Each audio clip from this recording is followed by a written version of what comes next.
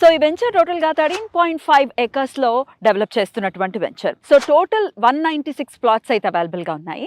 Starting size వచ్చేసి 157 square yards తో ఇక్కడ ఒక్కొక్క ప్లాట్ అనేది స్టార్టింగ్ సైజ్ అన్నమాట. అట్లాగే మనం చూసాం కదా 100 feet ప్రపోజ్డ్ రోడ్ ఇది. సో దీన్ని ఫేస్ చేసుకుంటూనే మన వెంచర్ ఉంటుంది.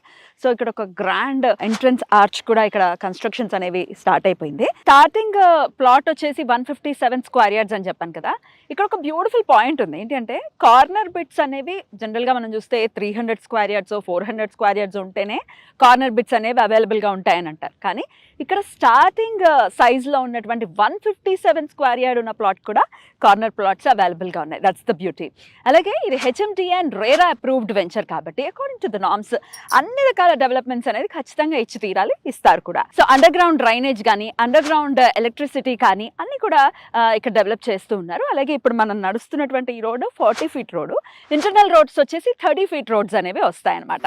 సో అన్ని రోడ్స్ కూడా సీసీ రోడ్స్ వస్తాయి. ఎస్, రోడ్ కి ఇరువైపులా కూడా ఎవెన్యూ ప్లాంటేషన్ అనేది ఉంటుంది. గ్రీనరీ చాలా బ్యూటిఫుల్ గా ఉంటుంది. అలాగే ఫుట్ పాత్ వచ్చేసి కర్బింగ్ స్టోన్స్ తో ఫుట్ పాత్ ఇస్తారు. స్ట్రీట్ లైట్స్ వస్తాయి.